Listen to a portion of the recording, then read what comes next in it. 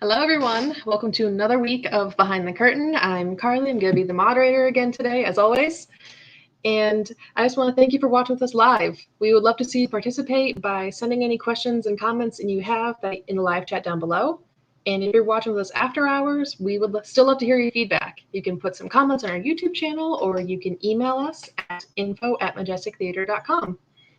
And lastly, if programming like this is something that you value, we would love to see you go over to majestictheater.com and give some donation. You can also check out the recording of Danny's latest play, The Lady Slipper, and maybe give us some feedback on that. But without further ado, I'd love to introduce a good friend of mine, Stuart and Danny. Hey guys, thank you, Carly. Thanks for being with us today. Thank you. Hi, Stu. How are you? Thank you very much. Hey, Danny. Good. How are you? Good. Hey, welcome everybody to yet another episode of Behind the Curtain at the Majestic. Very happy to have you here. And as always, these programs end up being archived. And so if you miss it tonight, you can still catch it via our website. So, and my guest next week, the wonderful Christine Saint-Amant Green. I know a lot of you folks will recognize her from many of the shows she's done there, starting with Blood Brothers way back when. So, all right, Stu. Yeah. Hey, I don't know how many folks out there know this, but you are a public school teacher. Spanish, is that correct? And, sí, señor. And how's things now? I mean, are schools in session, and how's it going? Yeah, we some professional development days to kind of get us prepared for what's to come, and to get kind of help ease the students back into a semi-normal routine, I suppose. We're on a hybrid model, so I've been they've divided the students up in half. I mean, not literally, but the alphabet in half, and A through K, and then L through Z. And so today was our first day with students back in the building, and I was just so impressed by how they rose to the occasion. They were very careful. They followed the all the kind of rules. Like we had arrows going, one-way arrows. We had only 2 corridors that had two-way traffic. When they came into my room, they had to sanitize their hands, wipe down the desk with a handy wipe thingy, and then re-sanitize. And then the next class would do the same after they used their the seat. They were just, so it worked really well. It was just great to see them again and be back, and after 6 months almost, without being back in my element. So it was one half of my element, not the theatrical one, but it was really right. Yeah, it's just a really weird thing. It's just a kind of a so how will it work? Is there a rotation between like the first half and the second half, and first half comes today, the second half comes tomorrow, first half comes back the day after that kind of thing? Yeah, well, what we do is we have a half, like the first half come Monday and Tuesday. Wednesday, everyone's remote, everyone's at home, including teachers. And we still are online, helping tutoring students, having our advisory periods. And then Thursday and Friday, the other half comes in, and, they're there for those days. So it's going to be complicated. It's going to be, a little confusing at times to kind of keep track of where we're at, what day it is, what week we're on, but at least there's some kind of structure now, having come out of months of, no structure. It's really, I mean, we were online back in the spring, but, we kind of lost track of a lot of students. So that was hard. Yeah. What else have you been up to? And are you able to stay creative at all during these COVID times? As best as I can. I've been, I do a lot of, I read a lot. I'm a voracious reader. I love reading memoirs. And so I've been reading a lot of memoirs of, I really enjoy reading about directors and playwrights and performers. I got through, it wasn't really hard, but Carol Burnett's this time together. I think it was about her whole trajectory of her whole life, and from the time when she grew up in California till, you know, she was in Texas, I think, as well, till her variety show, and just, you know, the difficulties of maintaining a career in the theater. And it was really, really interesting. I really enjoyed that, and funny, because she's a very funny person. And I've been reading some plays just to, you know, just kind of catching up on a lot of reading that I haven't had time for, you know, just to kind of, you know, I have tons of books just stacked up everywhere. I don't have enough room for them, but I was just, you know, just to have a good time to just, you know, so a good length of time in order to catch up was, you know, keeping my mind busy, keeping the wheels turning. And so that's been great. I see that some of your recent Facebook posts, you've had visitors in your backyard. Yes. I have a lot of deer, bears. Oh, no kidding. You had a bear? Yeah. In fact, when I went out one day to, I don't know, bring some trash out or something, I came like about maybe 8 feet away from a black bear, was digging through the trash, having his lunch, you know, and you know, just had everything, garbage strewn all over the place. They're just not neat eaters, and it was a little bit. I'm glad I saw him or her, but he or she didn't see me, so that was a good thing, because I kind of skedaddled right back into the house. I really wasn't be part of their lunch, you know. Yeah, it just, you know, when you live out in kind of semi-countryside, you do get a lot of, you know, as a kid, you know, we my father, his family he grew up in Huntington, and so we'd always go up on a Friday night. The whole family would pack in the station wagon. We'd drive up to Huntington, and he'd always say, like, watch out for deer, watch out, there's deer around here, you know. And it was like, and there was never a deer. We never saw a single deer all through those years. But now, where I live now, it's just, there are, you know, wildlife everywhere, and it's really fascinating. And I just love, you know, things, because they show up whenever you least expect them, you know, and they're yeah. I'm always amazed by them. I know you're from the area now. Did you grow up here as well? Yes, I did. Yep. Yeah. I grew up in Westfield. I'm actually a, let's see, 1, 2, 3, fourth generation Westfieldite. Back from, you know, when the immigrants came till, you know, till now. I have a couple nieces where I've left the area, but, you know, there's still, you know, traces of our family around here, and it's you know, I love traveling. I love learning about different places, but it's kind of a nice home base to be in Westfield here. And it's very, I've also been doing a lot of, I go walking up to Stanley Park, which is a beautiful, it's not a public park, it's privately owned, but it's pretty much a gift to Westfield, you know, because people can go and, you know, wander, and you see run into a lot of folks, you know, and it's been great, because I walk usually an hour every day if I can. So it's been great, you know, cardio, and just mentally because there's nowhere else to really go, you know. I mean, everything is kind of shut down and closes early, so it's kind of nice to get out. Like I say, I enjoy nature. I'm not a big hiker, but I love just being out and, you know, seeing what's out there. Yeah. You know. So talk to me a little bit about how did you discover your passion for theater? Oh boy. Whew.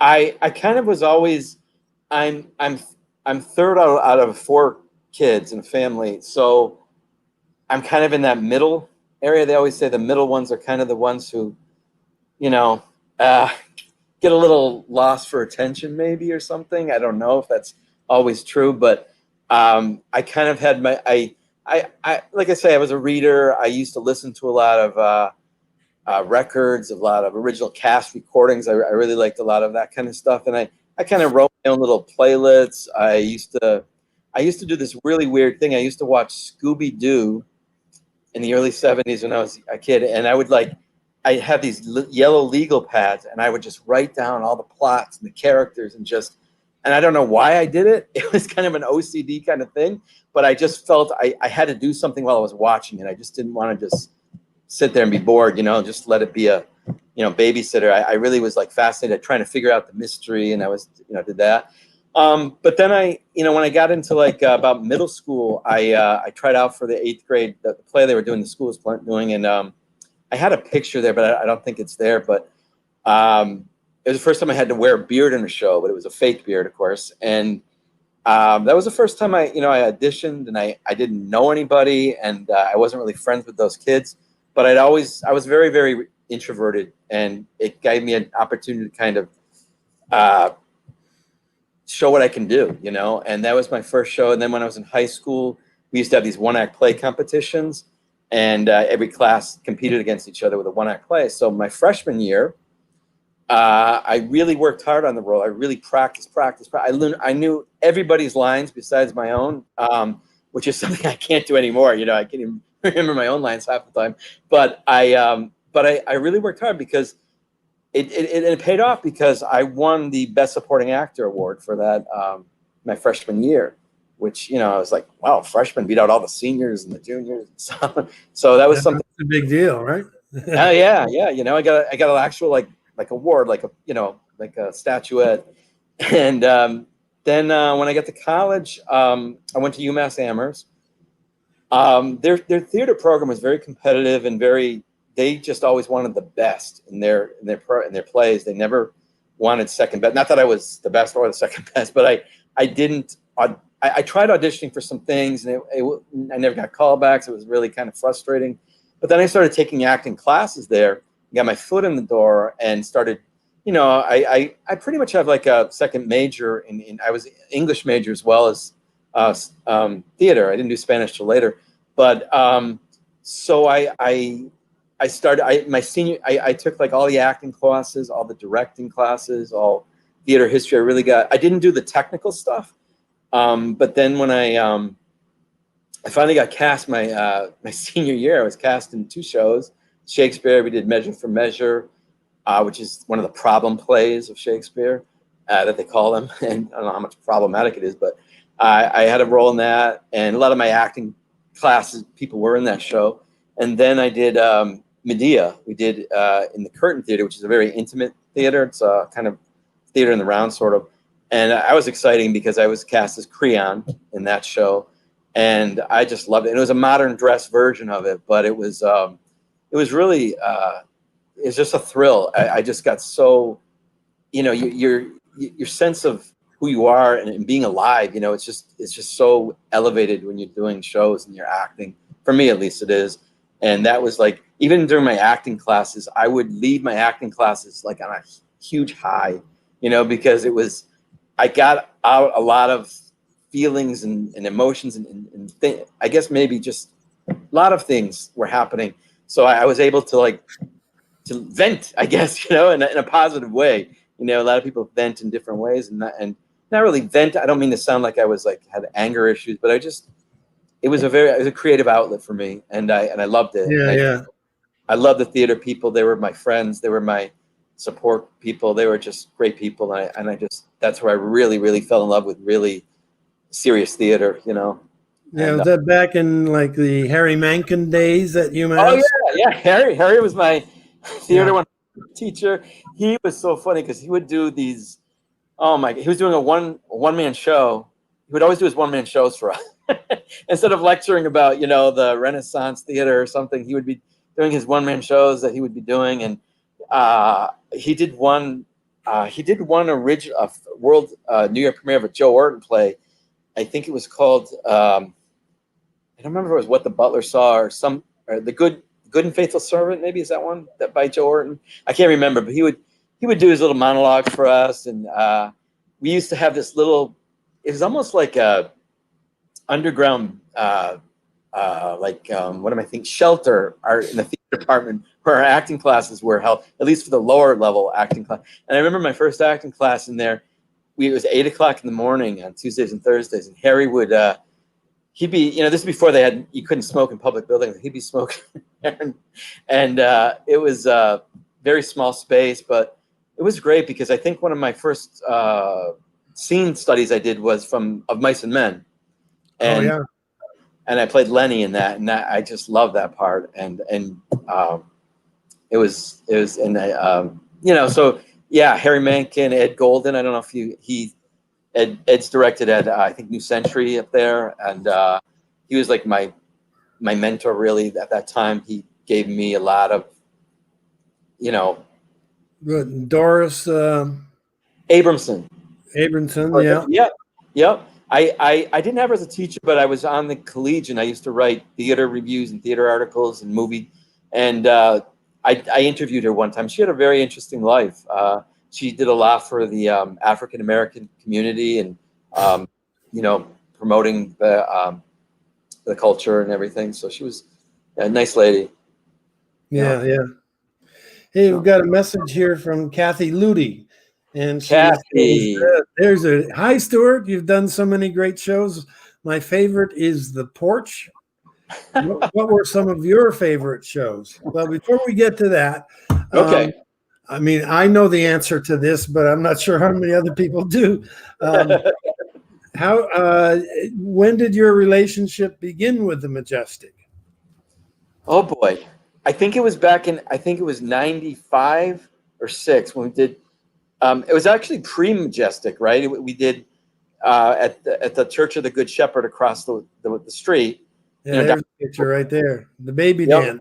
Yeah, right in the middle. And there's Liz Zaminsky, who was your guest last week. And there's Nancy Kotzen, who just kills me. She's so funny. And Elaine Powers, you know, bless her heart, she's no longer with us. And nor is Dave Healy, you know. And Bob, oh gosh, Bob K, yeah. Bob K, right, exactly, yep. And Jen, who used to stage manage it, and Jennifer Michelson, right? Yeah. And, wow, I can't believe I heard all these names. And a few other people who I'm not, that's not Andrew, is it? That's not your son, Andrew. No, that was one. I can't remember his name either. That was one of the Williston students, and the young woman next to Liz Zaminsky. They were both Williston students, and they were kind of boyfriend girlfriend, and allowed them to do tech stuff on the show. Yeah, they were great. They were such, you know, it was immediately, Danny. I felt the professionalism that we had there and that you brought there, and it was so, you know, for me that was I was looking for so long, and it was right nearby me, you know, and it was just an oasis in the theatrical desert, which was after Stage West closed. You know, there wasn't, you know, I mean, there's community theater, which is great. I've done that too, you know, but I mean, it was just the level of professionalism that I really had strived for. Striven maybe was with Theater Project, and then we moved over to the. I remember when we struck Baby Dance, we brought over to the Majestic, and you're gonna start renovating, and we brought all the set pieces and everything over there. And I remember when I think I rode over with Dave Healy in his truck, and you know, we were unloading stuff into the you know, into the theater. And at the time, it was kind of all gutted, right? There was nothing there. It was just sort of you know. And I'm thinking to myself, whoa, Danny's got a really big job ahead of him, you know. It was so, and it was just, and then you know, within a couple of years, when you know, Buddy, it was just like phenomenal that this space. For probably a good year and a half anyway, there were a lot of people who thought I was just absolutely crazy. You know? I know. I was just like, I mean, I know you set your mind to do something, you do it, you know. And I just like, but I'm like, wow, it really was. And I remember as a kid, my father, my brother, and my 2 cousins, we went to see Rocky 1 and Rocky 2 there when it was a movie theater. Sure. And my cousin tells stories. My other cousin, my female cousin, she said that she went to see A Hard Day's Night there, and she said that she doesn't even remember the movie because they were all screaming so much, you know. And so it had a long history there, you know, as a performance space, you know. Yeah. I know. I remember. I was working at the old Stage West over in the Big E grounds at the time. Oh, really? And Mondays were our day off. Yep. And so it was the Paris Cinema, I think it was called then. And it was It was one of those dollar, movie things. It's all run stuff. Right. But I remember seeing Rocky. Yeah. The original Rocky there. I mean, that was a crowd pleaser. Yeah, musical, they got a musical version of Rocky too. That would be awesome. Someday. So, do you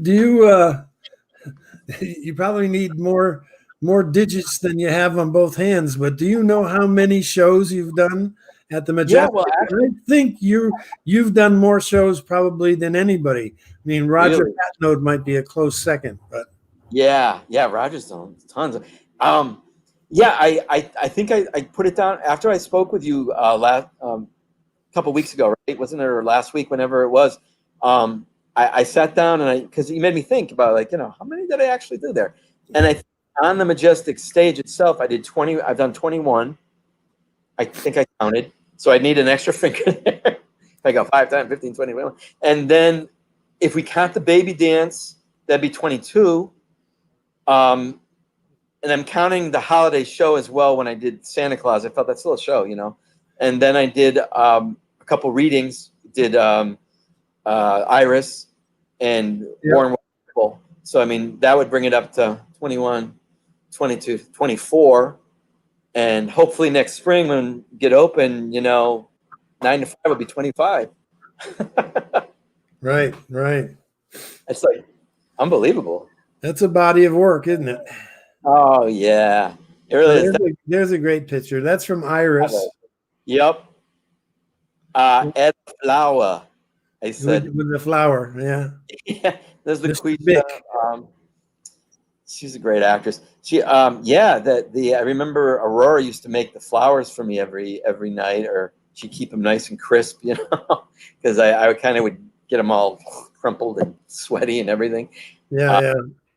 That was a really challenging part because, I had so few words, but to make them meaningful, each yup a little more, pointed or a little more with some subtext there, And I love that show. Yeah, Danny, that was just a wonderful show you wrote. It was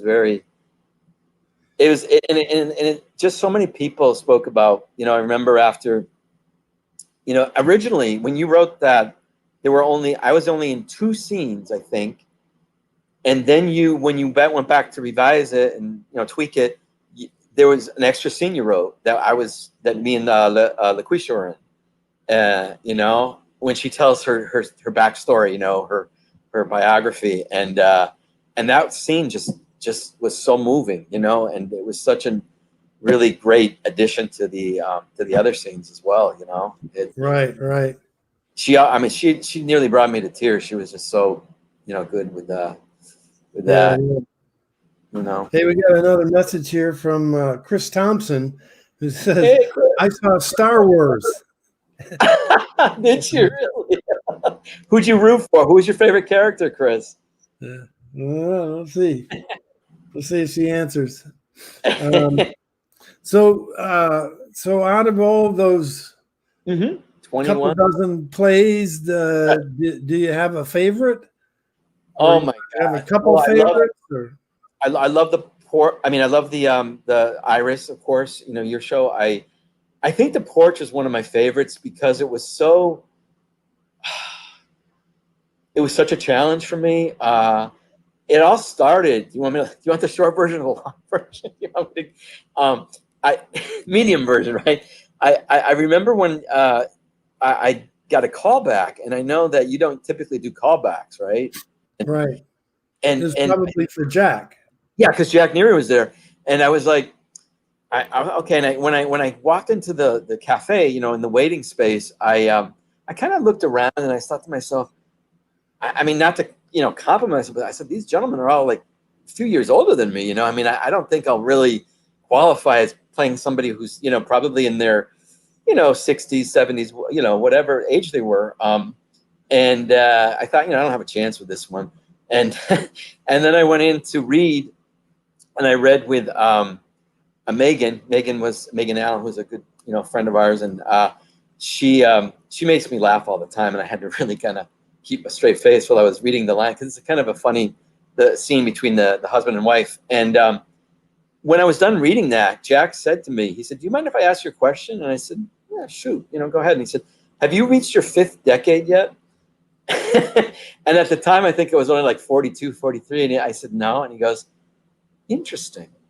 That was his only response. I thought, that's kind of a hopeful thing, if you got the director / playwright saying interesting about, I mean, Jack's kind of a man of few words a lot. So it's just like, that's kind of a good sign. And then when do you want me to tell the other funny, I think JT might have mentioned it, but you want me to tell me the other part of the casting coup or whatever we call it?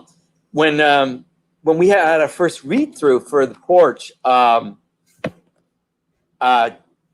we were all around. Yeah, there's JT Wade, who's such a great guy and good friend.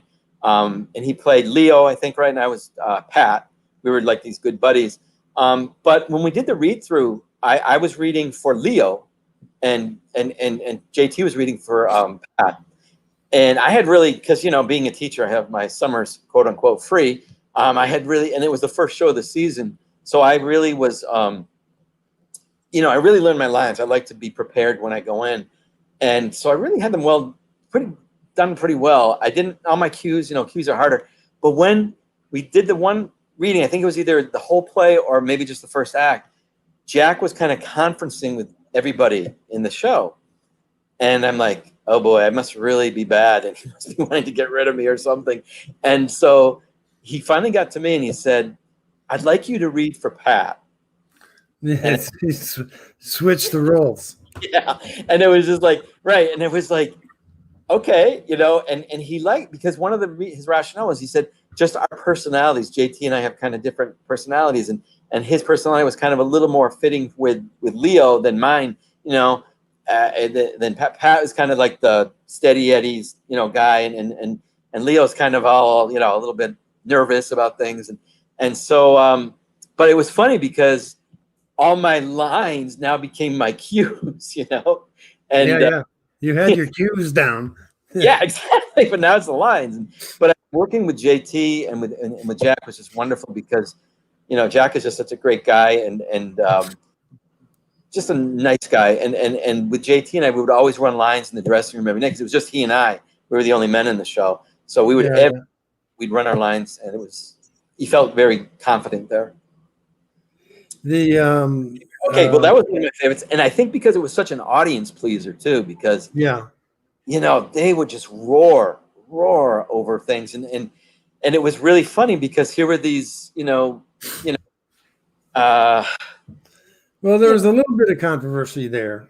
Yes, exactly. Yeah, there was. Particularly toward the end, and we did get some pushback. Jack, by the way, is going to be my guest, not next week, but 2 weeks from now. Awesome. So that's going to be fun. Yeah. That'll be good. So. And you both playwrights, which is awesome too. You can bounce off some stuff with each other, Yeah, it was, it really was. Some people were, because it brought up so many things, the Catholic Church was a thing that came in, the whole, and some people got really, worked up, but also, just the double entendres and the kind of the off humor that was, the double meanings, whatever things that would, the jokes, the lines were really, and I got to learn like a North Boston accent too, which was great because I watched, Good Will Hunting, that movie. That was the movie what's his name? Matt Damon, kind of listening to his speech patterns and everything. That was something that I used to learn that part. But yeah, it was really such a great show and audience favorite. What else? If you think 24 shows, that's a pretty remarkable body of work. It really is. And I mean, you're one of those actors.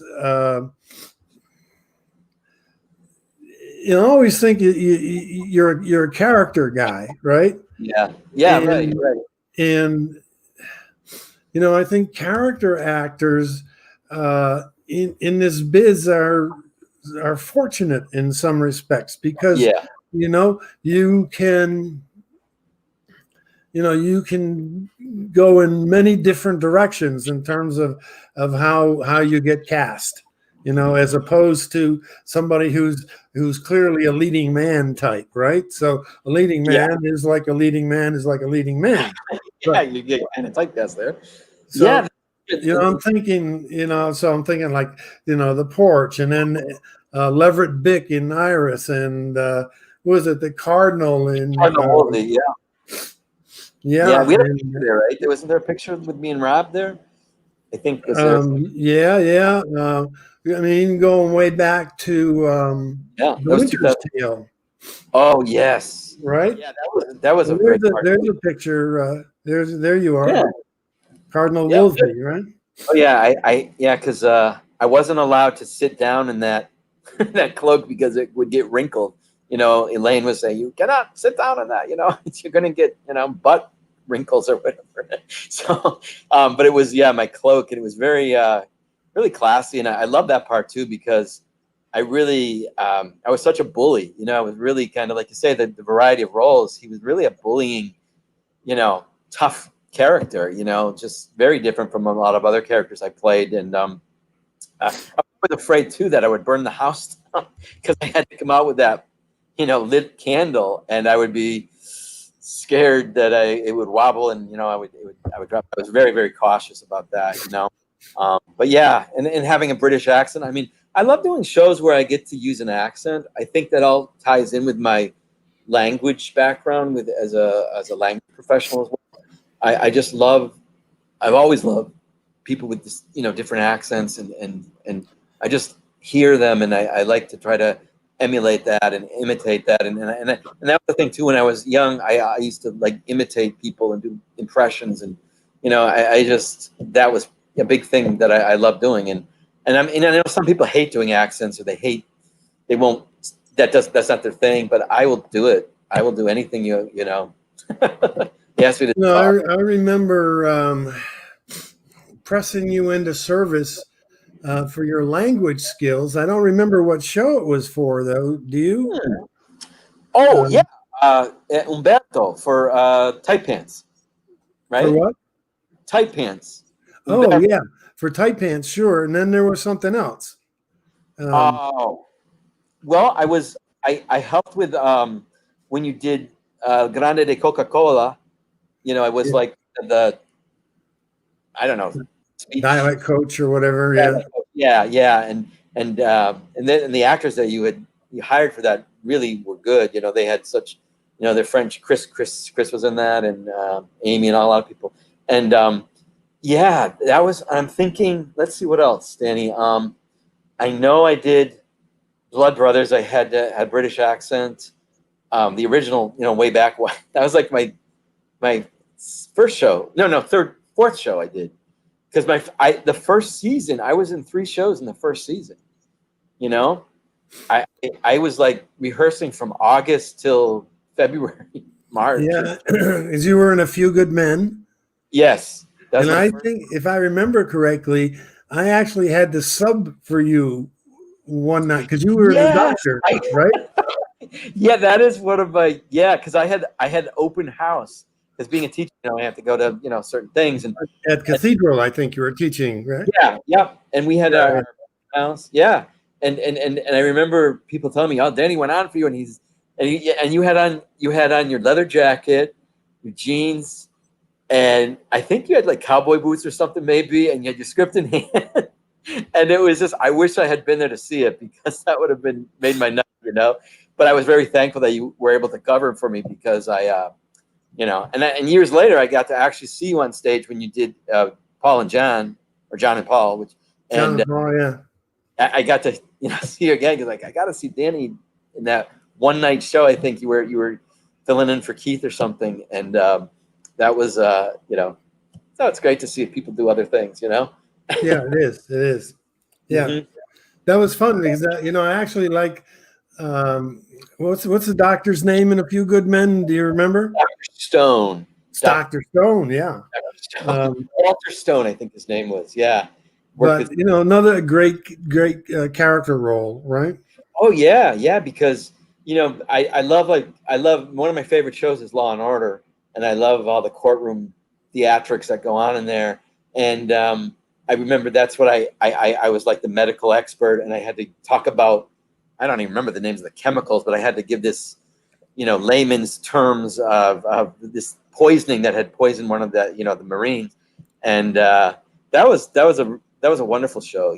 That was just, and I still to this day have not seen the movie because I don't think it would compare to the play. I think the play is so much superior in a way. But Yeah. That was my first show, and then I did a couple others. Ransom of Red Chief, I think that was your ad. No kidding. Yep, with my daughter too. Yes, Emily was in that when she was just a little kid. Yeah. And then I did Arturo Ui. I think someone had dropped out or something, and you asked me, "We want to do another show?" And I'm like, sure, why not? And I think it was like during the run, not the run, but during rehearsals. I think I was so tired from all the, 3 shows in a row that I had really scratchy throat, and I was laryngitis almost, and Ellen Kaplan didn't want to hear about it. She's like, "You got to do it. You got to. The show's got to go on. You can't." And and once during the Graduate as well, I had technically had laryngitis. I really had to speak over my voice. You know what I mean? I kind of use a head voice over your throat voice or whatever, and that was really weird because I had no control over my voice, my vocal cords, and but I got through that that Friday night show and came back. But your voice is such an important tool, obviously, as an actor. What do you think? What do you think was your biggest challenge, the hardest show that? Oh boy. Well, I think I would probably say the musicals. I first did Blood Brothers, which Liz Zeminski, who was on last week, was stage managing, right? I think she was stage managing. Yeah, I think so. Yeah. And we had some really, and Christine Saint-Amant was in it, and she was going to be your guest next week. And of course, Ben Ashley was phenomenal, and Doug Major, who I'd worked with in A Few Good Men, and and we had some young people. They were great. Kyle Rodri, I think I'm thinking some other names, and it was. I really had not sung in a musical before. I'd sung in a church choir for about a year, and I was between a tenor and I was like a baritone. So it's hard to match up your voice with people like that. When you have that kind of a voice, couldn't really do the real high notes and couldn't really get way down. But that was a challenge but of course Mitch Shakur was the great Mitch Shakur. I have to say was our music director. Yeah. Yeah, and he just always made me feel like I sang like Pavarotti. He was just such a encouraging person to make me feel good about my voice. And you directed Blood Brothers, which was such a wonderful show because nobody had ever really heard of it. Was so cool. And in fact, my folks they used to go to England every year, and they went to London shortly after they saw me in the show. And they told me, they said, your show was so much better. They saw Blood Brothers in London. Yeah. And I guess it had been playing a long time there, so they probably had a lot of replacements and whatnot. But yeah, they really thought ours was better. But I think that was really a challenge. And then for 20 years, I kind of never did any musicals. I never auditioned for any. I never felt confident enough. And then you cast me a couple of years ago in Guys and Dolls, which Rand Forrester directed. And again, I had kind of the nervousness about that. But I got I spoke of my cousin who was she was a professional opera singer based in New York, and she did many touring companies. She was in a tour of Hello Dolly with Carol Channing back in the 80s. She auditioned for Jerry Herman. She told me about that recently when he passed away. And she's so I went to her as a family member, as a friend, and said, "Can you kind of help me with some of this song?" And so she was really great. She gave me a lot of vocal exercises, like working with your breathing particularly. And so when I went in for that, that first rehearsal when you have to sing, I was so nervous. I was petrified because there was, again, some heavy hitters in there singing wise. And and after I sang my song, well, nobody laughed. That's good. Nobody, threw up or anything, because it was very, for me, it was a very nerve shattering experience. But I have to say that after I did that rehearsal, Kate Damon, who was our stage manager, she's been your guest on here. She texted me and she said, "Stuart, you really hit it out of the ballpark. You really great. I know as an actor, as a as a more dramatic comedic actor, I know how difficult it is to do, a musical when you're not, that's not your forte." And she just was she said, "You really did a great job with it." And to me, that meant so much too, and it was so character driven, that yeah, song. yeah. Yes, it was. That you didn't want it to be sung perfectly. No, right. Yeah, exactly. Yeah. And even I think who was it, Buzz Roddy, he said to me one night, he goes, "That's my favorite song on the show.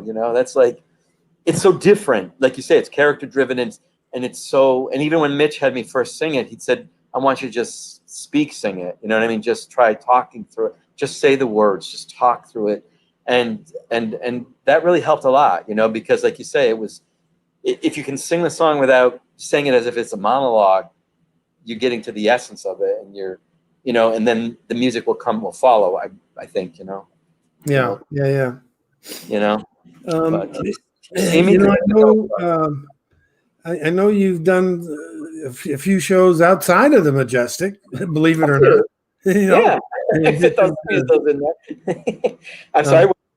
Yeah, I've done a lot. I mean, not a lot. I've done a few. I really love Shakespeare, and years ago I did a show up in it was Hampshire Shakespeare Company, which is when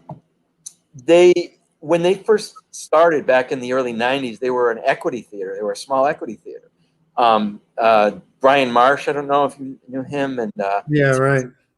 Yeah, that was their theater, and so me and a few other younger actors, signed up to start getting equity points, and it was, again, who would have thought in Amherst I would find a gig there, and we did Midsummer Night's Dream, and then I came back there a few years later, actually a lot years later, maybe probably about 20 years later again.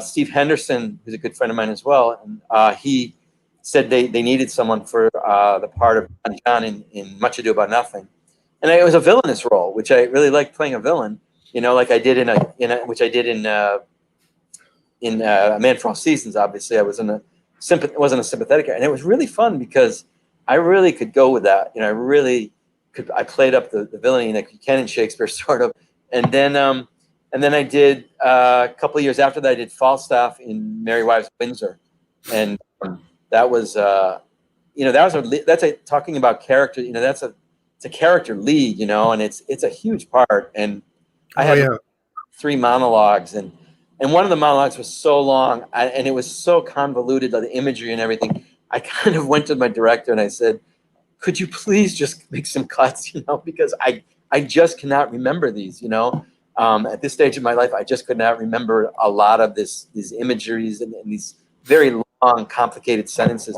And he did, and he really did a good job editing that. And actually, and then when I did, most recently, I did another musical, believe it or not. I did with Mark, oh my gosh, Mark, he does a theater in Hamden.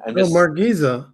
Mark Giza, thank you. I'm so sorry, Mark. But he directed Mamma Mia. Actually, again, that was one of those things where I really didn't audition for, but my friend Dina Del Bono, she was choreographing, and she was trying to persuade me. She was texting me and saying, "Stuart, we really like you to be one of the dads and be the, try." And I'm like, "Well, I really more of an actor than a singer." She says, "Well, he doesn't sing much, really." And I said, "Oh, okay." And so he talked me into it. So we started rehearsing in January for that show. And of course, being a community show, you have more rehearsal time, but fewer shows, whereas, when a professional, you have the fewer rehearsals and more shows.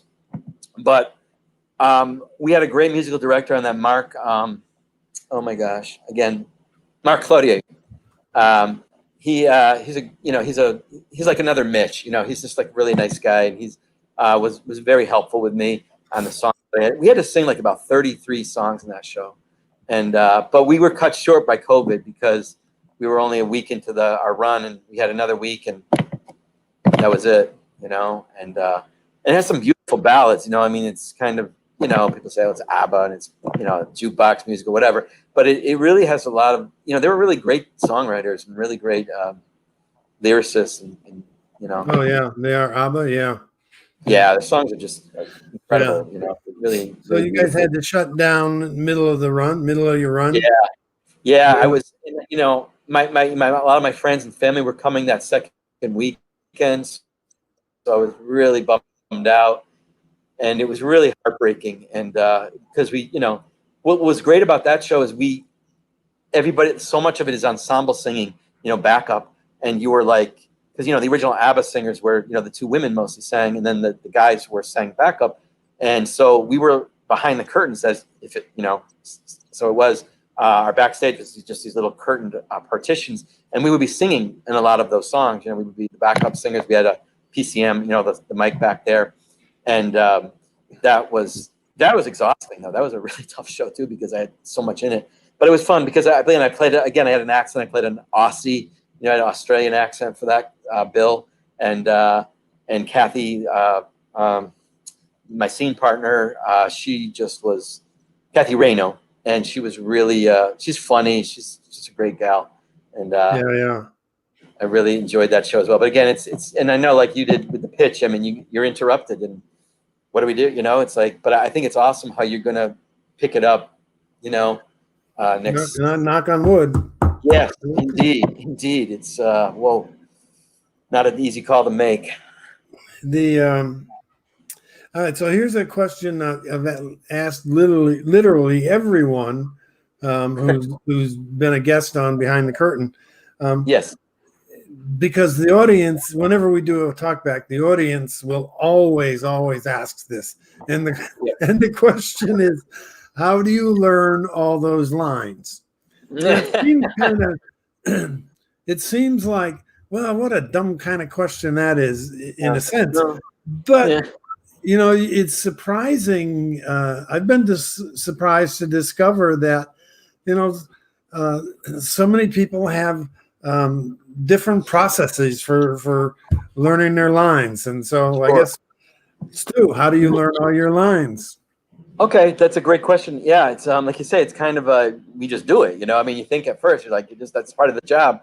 But my process is basically you know, like everyone, you know, I'll read through the play before, and I'm kind of like looking for where my line. I mean, I'm not counting lines or anything, but I look where I'm in and what part of the show I'm in and where I appear. And once in a while, I'll read something and I'll miss a part, and then when the read through, I'm like, oh, I have a line there. I didn't know that. And so then the read through gives you a better sense of who you're with. And I have a tendency. I have kind of OCD sort of personality, so I will try to be. I will learn as many of my lines before the first read through as I can.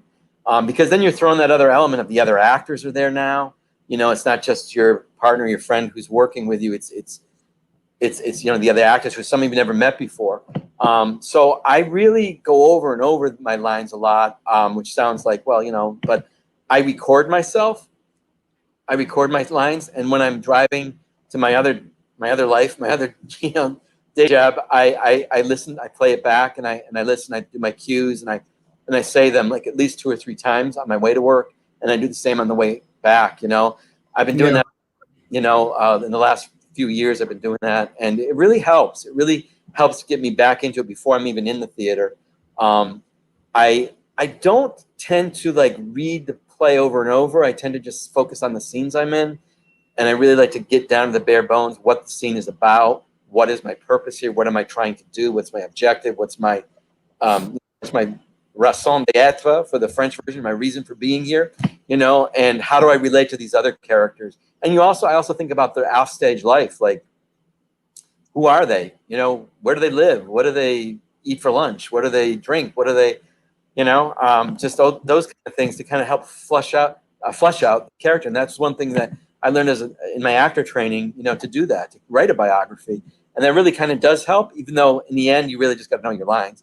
But to help build that character. But yeah, for me, it's just, And again, some people like say, well, repetition doesn't help, but for me it does, because that's the way I also learn foreign languages. I just obsessively, because one thing is that I read somewhere there, to just learn one new vocabulary word in another second language, which is like a script, is a new language, it's getting into another new whole new thing.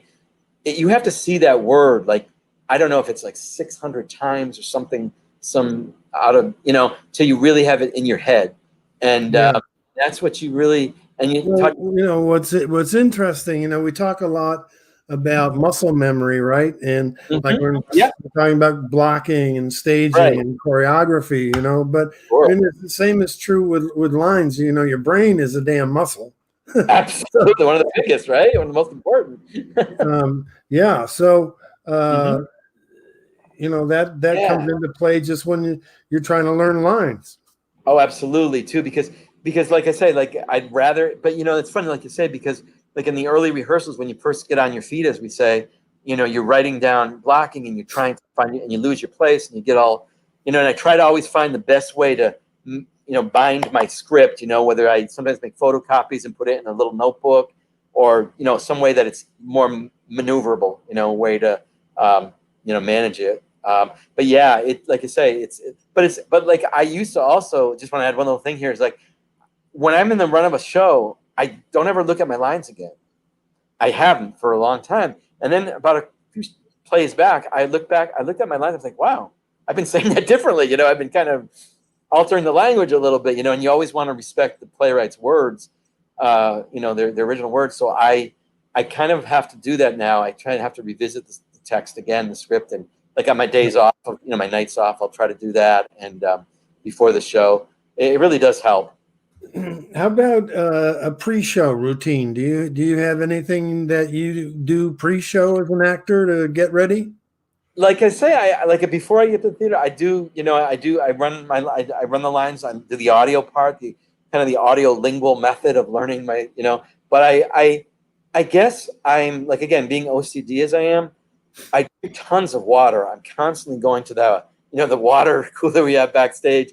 And I'm constantly, because my throat, I get very dried out, parched. And so I have to make sure I'm well hydrated as well, and, but the problem is with that is sometimes you have to use the bathroom a lot, and in some shows you can't, you have to kind of decide when you're going to drink and not to drink. But as far as like vocal exercises and such, a little bit, I mean, I'm really notorious about not doing that. And, like I say, not being a singer by craft, I don't do it as much as I should, to warm up my voice. But I do some little vocal exercises that I learned way back in college, and just loosening up physically a little bit and doing some stretching, and just because when you go out there, you have enough tension built up, because of the, I mean, some people have that kind of bit of, it's scary to go out there in front of strangers and do something. But if you're focused, if you're relaxed, not too relaxed, because if you get too relaxed, you're not going to be right on, on cue. So I think, I do those little things like that to get myself ready. I don't have like a yoga routine or anything like that, but yeah. How about, do you recall any sort of interesting audience feedback after a show, or any kind of funny commentary overheard during a show? Because you're in a pretty intimate space, so sometimes you can hear some feedback. Oh yeah, absolutely.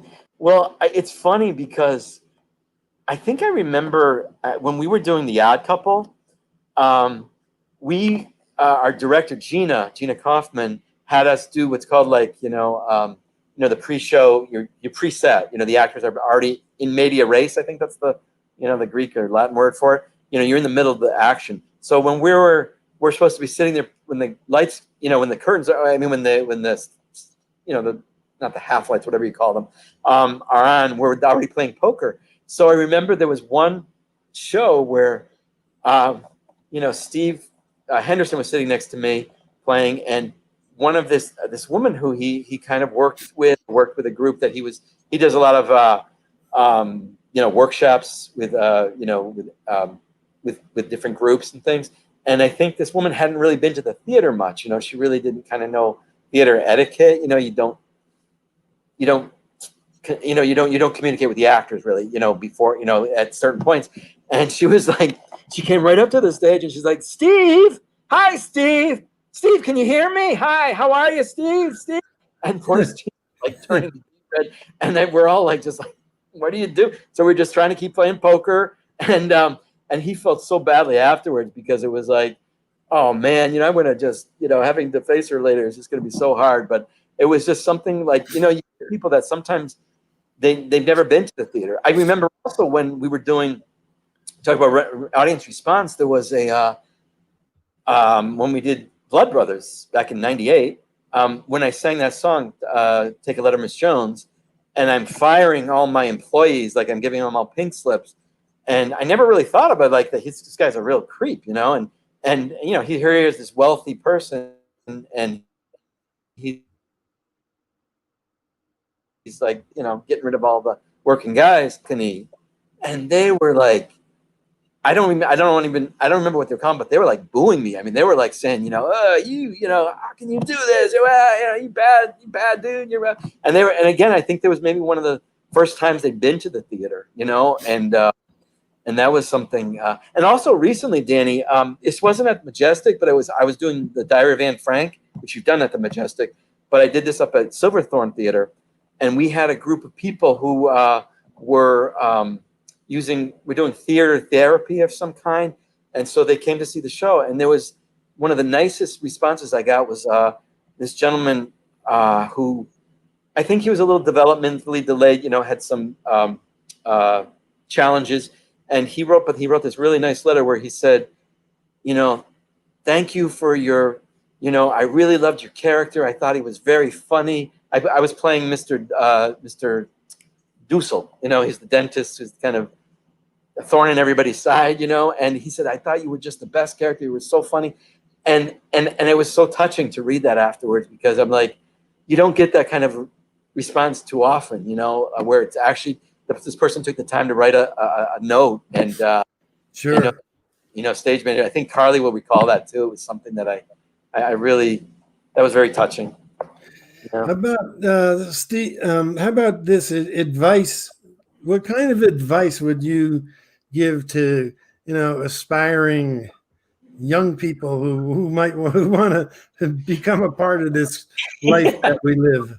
Exactly. Well, my own students, because I teach something different than what I do, my acting thing, but I have had students come to see the shows, and they're just amazed by seeing me do this other thing. But I think what I would say to young people is, I say, try different aspects of theater. You know what I mean? If you want to be an actor, yeah, that's great. But you may find you might like stage managing, or you might like running lights, or directing. And I know myself, I actually, when I did a summer internship up at the Miniature Theater of Chester many years ago, when Vincent Dowling founded it, and I did a lot of other roles. I was assistant stage manager. I was a house manager. I did stage paints, set painting. I did everything. And after I was done with it, I said, I never want to do that stuff again, but I'm glad I did it, because I really appreciate the people who do that. And I'm really thankful for them, and I think the same thing happened to me when I did musicals. I really used to kind of, poo-poo musicals. I didn't really think they were, I thought they're kind of fluffy. They're not really serious acting or whatever. But then once I did a musical, I was like, wow, this is hard work. So like I said, I'd say explore as much as you can, try all different aspects, never turn your nose up at anything, always, give it a shot. You may never do it again, but you really might like it. You might want to do more of it. And, take as many opportunities as you can to explore the theater, and at whatever level it is, Right. Great. Yeah, they're always, well, not right at the moment, but no, not at all. Generally, there are lots of opportunities around, and you just need to, need to hunt them down a little bit, Exactly. That's right, Danny. Yep. Exactly. Hey, Stu, thank you. Yeah. Thank you so much for being on the show tonight. It was great. Thank you, Danny. Thank you. It was a pleasure. I love it. I'm kind of a little shy sometimes, but when I get talking about something I love, I can't shut up. Well, that's all right, because it helps. I don't talk much myself. I'm not a talker, so No, I know, but I I get know to you. listen and so you filled the time very nicely. So it Oh, was thank good. you. Thank you very much for having me, Danny. It was a pleasure. It really was. You bet, Stu. All right, take care. Carly, you're ready to take over? Let's see. Oh, I think she said she couldn't chime in because her camera wasn't working. She said, I won't be able to chime in at the end. Okay. Oh, I'm sorry. Was I supposed to read that? I don't know. Well, we'll see.